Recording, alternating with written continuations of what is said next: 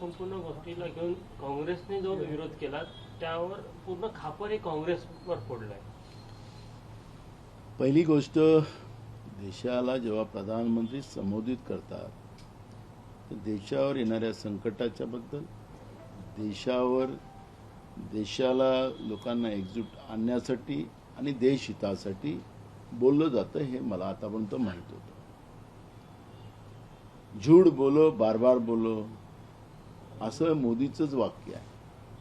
अनेक सुरुवातीच्या 2014च्या काळामध्ये त्यांची भाषणं झाली आणि त्या भाषणामध्ये त्यांनी काँग्रेसवर टीका करत असताना त्यावेळेसही आणि आजही त्यांच्या देशाला संबोधित करत असताना काँग्रेसचं मला वाटतं की त्यांनी त्यांच्या अर्ध्या तासाच्या भाषणामध्ये जवळपास 150 वेळ त्यांनी काँग्रेसचं नाव घेतलं. काँग्रेसची एवढी भीती मोदींना काय, 56 इंचीचा सीना आहे ना, पण ते 56 इंचचा सीना ट्रम्पच्या समोर कसा बागला ही देशाने पाहिलेला आहे. आणि जेव्हा ते बोलत होते, मी माझ्या मोबाईलवर पाहत होतो तर 99% लोक त्यांना फेकू म्हणत होते, काय वेगळ्या भाषेत होतं. मी ती भाषा इथं वापरणार नाही.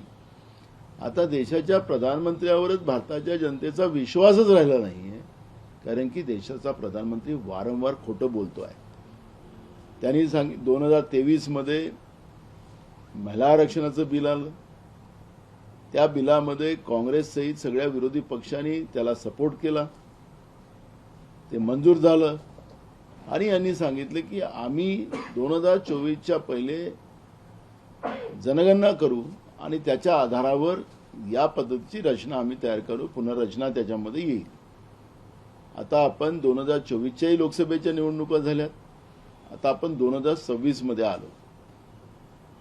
राहुल गांधीच्या दबावामुळे यांना अखेर जातीनिहाय जनगणना मान्य करावी लागली. यांनी कॅबिनेटमध्ये नरेंद्र मोदींनी निर्णय घेतला आणि देशाच्या जनतेने त्या निर्णयाचं स्वागत केलं. आता जनगणना सुरू झाली, त्याच्यामध्ये ओबीसीचं कॉलम नाही आहे. म्हणजे याचा अर्थ वारंवार देशाचे प्रधानमंत्री या देशाच्या बहुजनांबरोबर विरोधात हे सातत्यानं आहे, हे त्याच्यात स्पष्ट झालेलं आहे. आणि त्याच्यामुळे या बिलामध्ये जे आता संविधान संशोधन बिल ज्यांचं होतं, नाव मोठं ठेवायचं, नारी शक्तीला नमन करायचं नाव ठेवायचं, पण मणिपूरमध्ये ज्या पद्धतीनं महिलांना उघडं करून त्यांची मानहानी केली, त्यांचं वस्त्रहरण केलं, त्यांचं चिरहरण केलं, त्यांच्यावर अत्याचार केला, त्याच्यावर देशाचे प्रधानमंत्री बोलायला तयार नाही का? मणिपूर भारतातला भाग नाही? तिथे राहणाऱ्या महिला ज्या आहेत त्या भारतीय नाहीत? आणि आता मी लोकसभेचे आकडे तुम्हाला सांगतो. लोकसभेमध्ये यांच्या महिलांचं नेतृत्व, यांनी जे महिलांना तिकिटा दिल्या त्याच्या फक्त 10% महिला आहेत, काँग्रेसच्या 13% आहेत आणि 37% टीएमसीचे, जे टीएमसीला आरोप करतात मगापासून. महिलांचा सन्मान आम्ही केला विरोधी पक्षांनी. बीजेपीला महिला नकोत. आपली खुर्ची वाचवण्यासाठी, सत्ता वाचवण्यासाठी हा एक असफल प्रयत्न. संविधान संशोधनाचं नाव देऊन त्यामध्ये नारी शक्तीचं नमन, हे नमन नारी शक्तीला नव्हतं, हे खुर्चीला होतं, सत्तेला होतं. हे त्याच्यातलं सत्य आहे. आणि मनुवादी व्यवस्था या देशामध्ये निर्माण करायचा जो अजेंडा आहे, यांचा जो मूळ पक्ष आहे, यांचा मूळ पक्ष बीजेपी नाही, यांचा मूळ पक्ष वेगळा पक्ष आहे, तो नागपूरमध्ये आहे, ते सगळ्यांना माहिती आहे. त्यामुळे या मनुवादी व्यवस्थेला थांबवलं गेलं. म्हणून यांचं जो रेकॉर्ड केलेलं भाषण होतं ते 8:30 वाजता दाखवण्याचं काम केलं. ते रेकॉर्ड होत होतं, टेलिप्रॉम्प्टरवर ते बघतात, टेलिप्रॉम्प्टर विना बघून ते बोलू शकत नाही. आणि त्याच्यावरच त्यांनी काँग्रेसला किती शिवा घालायच्या, त्यांच्यासोबत असलेल्या पक्षांना किती शिवा घालायचं याचं त्या आकडा ठरवला गेला होता. हे देशासाठी नाही, देशाच्या महिलांसाठी नाही, देशाच्या महिलांच्या आत्मसन्मानासाठी नाही, हे सत्ता कायम ठेवण्यासाठी केलेला हा प्रयत्न होता. मनुवादी व्यवस्था स्थापित करायचा प्रयत्न होता. तुम्ही या देशाच्या जनतेला जे सांगितलं होतं की आम्ही जातीनिहाय जनगणना ओबीसीची करू, का केली नाही, का करत नाही? अमित शहा सांगतात की आम्ही पहिले घराचा सर्वे चाललेला, आमची घराची जनगणना चाललेली, घराची जनगणना केली जाते. काय महानगरपालिकेजवळ किती घरं आहेत ते माहिती नाही, नगरपालिकांजवळ किती घरं आहेत त्यांना माहिती नाही, ग्रामपंचायतमध्ये किती घरं आहेत त्यांना माहिती नाही. अशा पद्धतीचं संसदेमध्ये खोटं बोललं जात आहे. तुमच्यामध्ये दम असेल ना, आणि काँग्रेसने भूमिका दिलेली आहे, आम्ही या बिलाचं समर्थन करू, पण केव्हा करू की त्याच्यामध्ये OBC, schedule caste, schedule tribe, भटक्या विमुक्त जातीची काय हिस्सेदारी असेल त्या जनगणनेच्या आधारावर तुम्ही करा, त्याला आम्ही सपोर्ट करू, ही भूमिका मांडलेली आहे. देशाच्या बहुजन लोकांना संसद आणि विधानसभेमध्ये बहुजन लोकांच्या महिलांना स्थान मिळावं, ही आमच्या नेत्या राहुल गांधींची भूमिका आहे. आणि याचा विरोध नरेंद्र मोदी आणि भाजप करत असेल तर यांना कधी देश माफ करणार नाही. राहुल गांधीच्याच पाठीशी, विरोधी पक्षाच्याच पाठीशी या देशातल्या बहुजनांच्या महिला सोबत राहतील. आणि म्हणून हे आम्हाला जागा दाखवायला निघालेत, यांनाच जागा दाखवल्याशिवाय बहुजनातली महिला आता पुढे सरसवल्याशिवाय राहणार नाही. त्यांचे अधिकार, त्यांची भागीदारी संपवण्याचं काम खोटं बोलून गॅस दिला त्यांना, आणि गॅस देऊन त्यांचा गॅसच काढला, त्याची महागाई वाढवली. 15 किलोचा गॅस काँग्रेसच्या काळातला आता 10 किलोवर आला, त्याची किंमत वाढवली 4 पटीनं.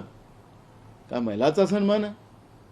आणि म्हणून आमची भूमिका स्पष्ट आहे. काँग्रेस आणि आमचं विरोधी पक्ष हा महिलांच्या सन्मानासाठी आहे, भाजपसारखा त्यांना अपमानित करणारा नाही.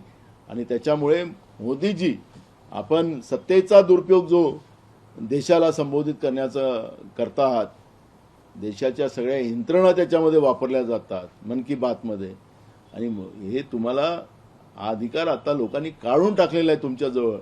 निवडणूक आयोगाला एकदा मोकळं सोडा, त्याला त्यांच्या पद्धतीनं काम करू द्या. त्याला जी स्वायत्ता राजीव गांधींनी दिलेली आहे ते स्वायत्तेप्रमाणे काम करू द्या. टी.एन. शेषनचं उदाहरण आजही सगळ्या लोकांना माहिती आहे, आणि त्याच्यामुळे त्या पद्धतीनं स्वायत्तेनं काम करू द्या आणि बॅलेटवर मतदान घ्या. म्हणजे तुम्हाला समजेल की देशाची जनता तुमच्याबरोबर आहे की काँग्रेस आणि त्यांच्या सहकारी पक्षांबरोबर आहे, हे तुम्हाला त्यावेळेस समजेल.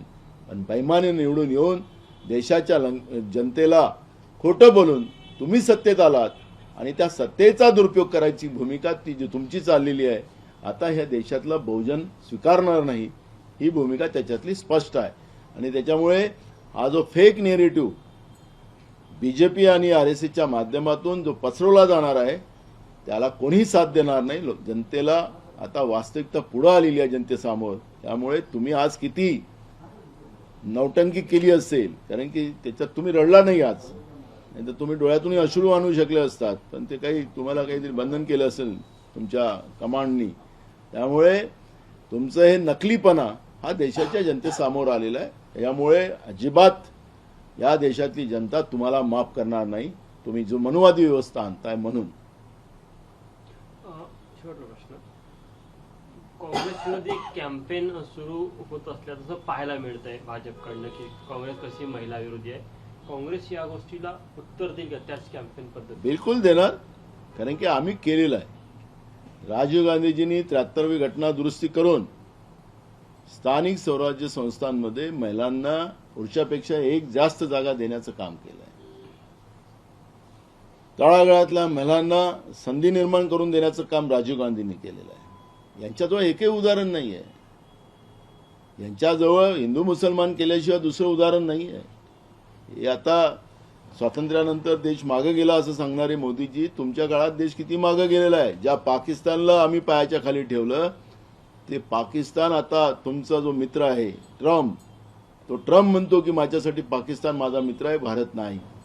त्यामुळे या भारताचा अपमान, या अमेरिकेलाही आम्ही घाबरलो नाही, आमच्या नेत्या इंदिरा गांधी घाबरल्या नाही, आणि त्यांनी त्या अमेरिकेला उत्तर देऊन त्या पाकिस्तानच्या 2 तुकडे केले. तुमची हिंमत होऊ शकली नाही. तुम्हाला ट्रम्पचं नाव घ्यायला तुम्हाला भीती निर्माण होतं. तुम्ही या देशाची मान झुकवलेली आहे, आणि इराणसारख्या आपल्या मित्राला गमवण्याचं पाप तुम्ही केलेलं आहे, आणि त्याचा परिणाम महागाईचा आता या देशाला भोगावा लागणार आहे, हे नाकारता येणार नाही. तुम्ही नोटबंदीचा मुद्दा काढला. नोटबंदीमध्ये गरिबांना लाईनमध्ये लावून तुमच्या मित्रांना तुम्ही फायदा दिला, अदानींसारख्या लोकांना. बँका लुटल्या गेल्यात, तुम्ही त्या नोटबंदीचं समर्थन करताय. राहुल गांधीजी आणि सोनियाजींनी तुम्हाला पत्र लिहिलं होतं कोरोनाच्या काळात की ही बिमारी महामारी आहे, याला थांबवा. तुम्ही चेष्टा करत होतात की हे आमच्या देशाच्या लोकांना होणार नाही, तुम्हाला होतं तुम्ही इटलीला चालले जा. अशा पद्धतीची चेष्टा तुम्ही करत होता. त्या देशातले लोक जे मरण पावलेत, घरातले प्रमुख लोक मरण पावलेत, अनेक आया बहिणीच्या कपाळाची कुंकू पुसलं गेलं, त्या पापाची भागीदारी तुम्ही आहात. तुम्ही का नाही त्यावेळेस देशाच्या सगळ्या सीमा सील केल्यात? याचं उत्तर तुम्ही देणार नाही. आम्ही विरोध केला होता, सांगितलं आमच्या नेत्यांनी, पण तुम्ही ऐकला नाहीत आणि अनेक लोकांना आपला जीव गमवावा लागला या देशामध्ये. आज तुम्ही जे लस तुम्ही दिलीत त्या लसीचे परिणाम आता देशातली लोक भोगतात. ती लस तुम्ही का त्यावेळेस मान्य केली, त्याचे परिणाम आज देशाच्या लोकांना भोगावं लागत आहेत. जवान पोरं हार्ट अटॅकमध्ये मरतात आहेत, दम्याचा आजार होत आहे, कॅन्सर होतात आहे. हे याचं सगळं जे काही आता समोर येत आहे ते या लसीच्यामुळे होत आहे आणि ते तुम्ही जबाबदारी नाकारताय. त्यामुळे तुमचं हे सगळं खोटं, झूठ बोलो बार बार बोलो, हे जे तुमचं वाक्य आहे हे तुमच्यासाठी लागू होते, काँग्रेससाठी नाही.